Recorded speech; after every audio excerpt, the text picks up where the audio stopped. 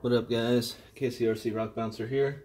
Gonna do a quick review of what I've done to the 1.9 Wraith. Quite a bit's been done to it, as you can see, since I got it. I've still been running it since I put up my last videos. I just haven't put any videos up recently, so just either haven't found the time when I'm out there, or just not really happy with the situation. Like yesterday, I went out and I was going to get some filming, but I left my tripod for my camera, and I really wanted to do some still drive-by shots for like a long crawl, which is what I'm going to do today. But I figured since I did this work last night after I got done crawling, that yeah, I'd go ahead and share it with you. So anyways, brand new 1.9 Wraith. I took off the body last night, and I taped off here, masked the other side, and then the back. And I went ahead and painted it racing red. Red's my favorite color. I think I dig it. I think it looks absolutely awesome. I'll go ahead and go over everything I've done with this vehicle so far in this video. That way people just know what has been done. I guess after that, I'll go ahead and cut to right here on the bumper. I've actually trimmed. I drilled the bumper, the two stub holes that come on it.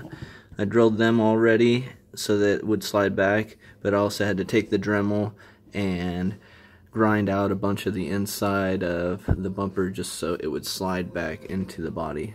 But I would say I pulled it back close to 1/4 of an inch, at least 1/8 of an inch, and what a huge difference just something simple like that makes. So I dang near got the corners to be even with the body on both sides. This side's off a little bit, but I think it's just the plastic is a little bent. So that, or I can't drill straight, one of the two. After that, you can't see them, but I took out the white headlights and I put reds in.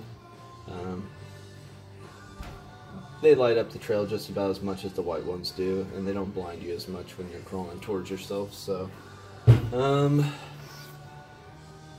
I chopped the roof just a little bit to open some of the cage up. Obviously I got a spare tire in here. It just sits in there and it comes out real easy, so it's believable that it could be real. You know, I think it's funny when people stuff a tire in here. I've done it myself. It's like, it's not really realistic if you have to shove it in there, because there's no way it would ever come out in a real scenario. This would come out. Yeah, it would come out. Anyways, that's just me and my goofy thinking. I've got some eBay 1.9 beadlocks on here. They're eBay Raceline wheels, and then I got some Spider beadlock rings, specifically for crawling, just so I don't get rocks in here as easily. Yeah. After that, the rear shock tower in here, I went ahead and unbolted it and flipped it so it made the mounting holes, instead of being on the bottom, they're on the top now. That way I could drop down the rear a little bit. The front, I also took dual rate springs and put them on the rear just to make the rear a tiny bit stiffer. On the front, I moved the shock mount location all the way to the back. Not a big deal, just a little tinkering here and there. I put Vanquish Rock Jaw Curries on the front and the rear. Really like them. I took them actually off my other 1.9 Wraith because that one is going to get the Vanquish F9 axles front and rear, because this is more of a crawler, which in my opinion rock jocks are more vindictive to be on a rock crawler vehicle, and F9s are more likely to be on a U4 style rig. So this is definitely my slow Wraith, and that one's my fast/slow, but this definitely does the slow crawl way smoother than the other one. A lot of the reason being because the skid is just so much narrower. It's not as long. This part of the sides are raised up. Yeah, it's just pros and cons between both setups, as with anything. I went ahead and made my own links, which are 3/16 inch solid rod. And then I'll take this one apart just so you can see it. This is just a steering link. I actually cut them down to size, and then I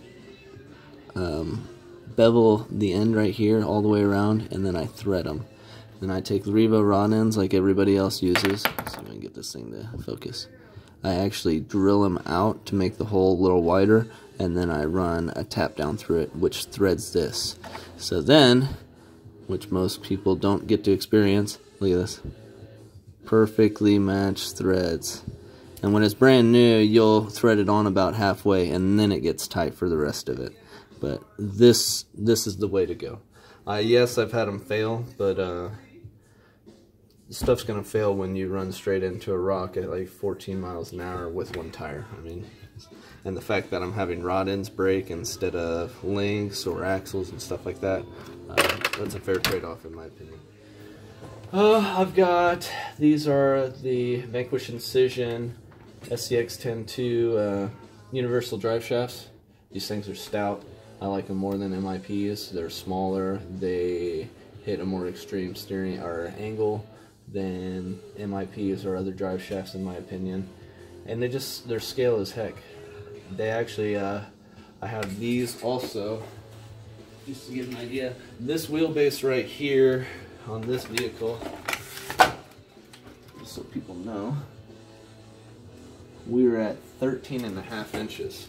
Now it's got a Wraith skid, but it's running the Incision SCX 10.2 universal drive shafts front and rear. And even with this much engagement, I've had zero issues. And this rig is heavy, and this rig gets ran hard. So, super duper believer in these drive shafts. If you see them, you got the extra money, and you're curious about them, you like them, purchase them. K-mount steering link. I went ahead and kept the panhard bar and the drag link plastic, just because it's, man, if you do not get your links exactly the same, you will not get your full steering throw. I still don't feel like I'm getting my full steering throw, but it definitely steers really tight. So I wish I had 55 degrees, guys. Yes, that's right, 55 degrees. That's what we were talking about the other night. See, Danny knows what I'm talking about. As soon as I said 55 degrees, he knew. The big deal.